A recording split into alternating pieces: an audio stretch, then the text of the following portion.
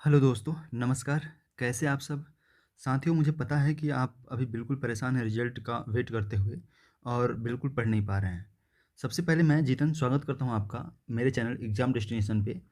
साथियों, आज हम इसी टॉपिक को बात करने आए हैं कि रिजल्ट के चक्कर में और कितना समय हमको बर्बाद करना होगा, और बर्बाद कर रहे हैं तो क्या हम बढ़िया कर रहे हैं बर्बाद करके कि फिर कुछ और करें, और रिजल्ट जो है वो कब तक पॉसिबल है, चांस है कि रिजल्ट आ सकता है, फाइनल आंसर की आ सकती है, या फिर अगर रिजल्ट आने में डिले हो रहा है तो आखिर रीज़न क्या है? सचमुच रिजल्ट आने में डिले हो रहा है, जो अन्य यूट्यूब चैनल पे आपको अन्य जो सोर्स से आपको बताया जा रहा है कि रिजल्ट आने में डिले इस रीज़न से हो रहा है, क्या वो सचमुच वैलिड रीज़न है, या फिर केवल पेज व्यू के लिए बढ़ाया जा रहा है, बताया जा रहा है वो सब पेज व्यू बढ़ाने के लिए?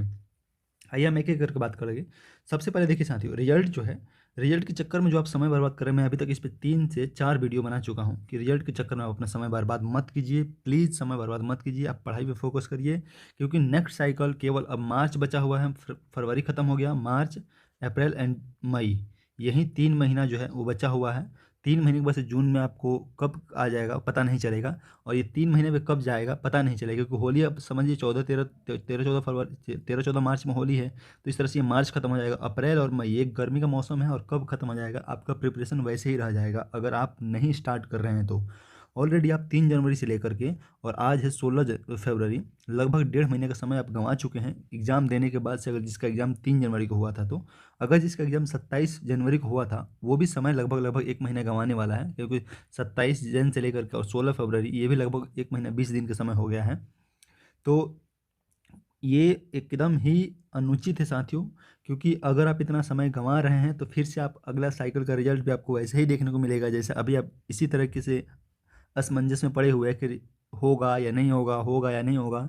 बाउंड्री पे देखिए, सबसे प्रॉब्लम उस विद्यार्थी को इस टाइम पे है जो सोच रहा है कि हम बाउंड्री पे है। जैसे कोई अगर ओबीसी कैटेगरी से आकर के और 105 के आसपास क्वेश्चन जैसे पॉलिटिकल साइंस में सही कर रहा है, तो उसको असमंजस है कि हमारा जीआरएफ होगा कि नहीं होगा। जीआरएफ अगर यहीं 115 के आसपास क्वेश्चन सही होता, 112 के आसपास क्वेश्चन सही होता, तो बिल्कुल श्योर होता वो लड़का कि, या फिर जो भी स्टूडेंट है वो श्योर होता, लड़का या लड़की, कि हमारा जीआरएफ हो जाएगा, तो हमको नहीं टेंशन लेना है। पर 105 है, अगर 95 है तो नेट हुआ कि नहीं, ये भी दिक्कत है। अगर 105 होता या फिर 102 होता, तो उसको 100% श्योर होता कि हमारा नेट हो जाएगा।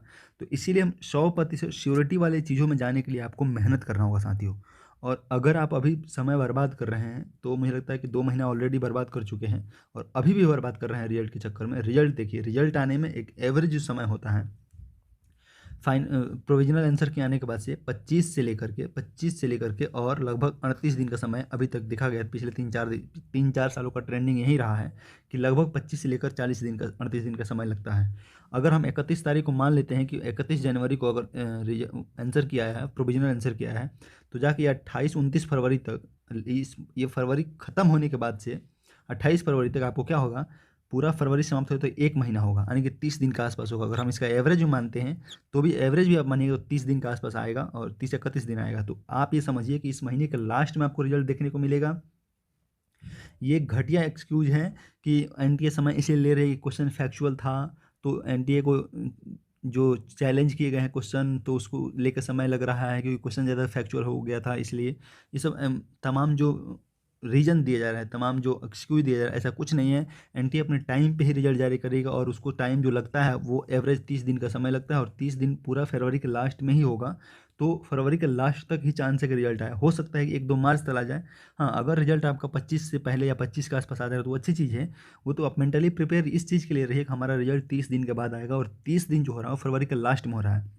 साथियों देखिए, मैं बार-बार आके एक वीडियो बना के बोल के चला जाऊँगा कि हाँ, आप पढ़िए, पढ़िए। अगर आप नहीं पढ़ पाइएगा, नहीं पढ़ रहे हैं, मेंटली स्टेबल होके नहीं पढ़ रहे हैं, तो ये आप आपका ही लॉस कर रहे हैं, मेरा नहीं कर रहे हैं, या फिर और किसी का नहीं कर रहे हैं। क्योंकि देखिए, नेट से जेआरएफ तक का जो सफ़र है, वो सबसे, मुझे लगता है कि सबसे कठिन सफ़र हो जाता है, क्योंकि बहुत सारे ऐसे बच्चे हैं जो 5-5 बार, 6-6 बार नेट क्रैक करके बैठे हुए हैं, और जेआरएफ 1-2 क्वेश्चन से रुक जा रहे हैं। वो इसीलिए रुक रहे हैं क्योंकि वो एक साइकिल से दूसरे साइकिल के बीच में जो समय मिलता है, उसको सही तरीके से, सही ढंग से यूटिलाइज़ नहीं कर पाते हैं, और वहीं हम गलती आप कर रहे हैं इस टाइम पे, वही गलती नहीं दोहराना साथियों। इसीलिए प्लीज़ आप वीडियो देखें, अगर यहाँ तक पूरा देखे हैं तो आप समय मत गंवाइए।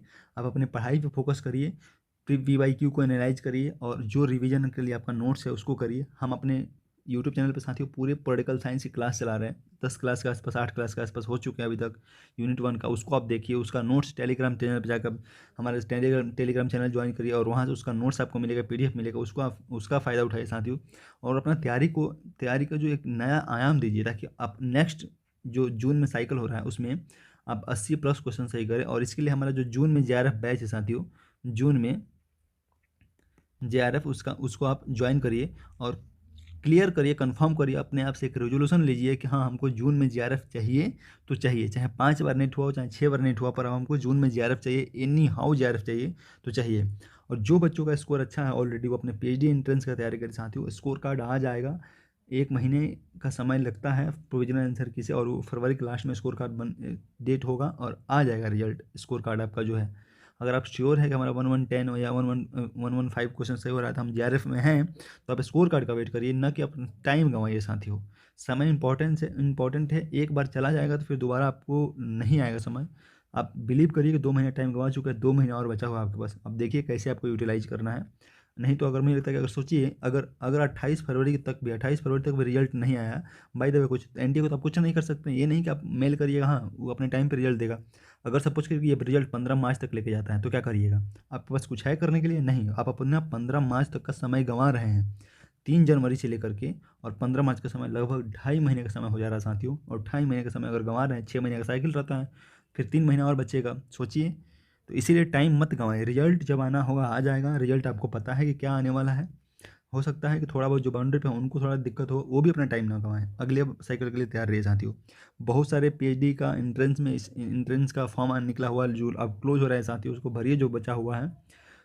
MP का असिस्टेंट प्रोफेसर का फॉर्म आ रहा है, उसमें अच्छा खासा वैकेंसी है। राजस्थान में आया हो उसको भरिए, वो तो शायद उसका डेट राजस्थान में ख़त्म हो गया, हरियाणा में है। अगर फॉर्म भर दिए तो उसका तैयारी करिए साथियों। बिहार में आ रहा है असिस्टेंट प्रोफेसर की वैकेंसी, तो आप उसके लिए तैयार रहिए साथियों, समय मत गंवाइए। हम मिलते हैं शाम में आपसे। आप टेलीग्राम चैनल को साथियों जरूर ज्वाइन करिए, टेलीग्राम चैनल लिंक डिस्क्रिप्शन में दे रहा हूँ मैं, उसको ज्वाइन करिए, वहाँ से आप PDF का फ़ायदा उठाइए। चलिए हम मिलते हैं शाम में यूनिट 1 का एक क्लास लेकर के। थैंक यू सो मच, और उम्मीद करता हूँ साथियों वीडियो अच्छा लगा हो तो आप समय बिल्कुल नहीं गंवाएंगे। Thank you so much.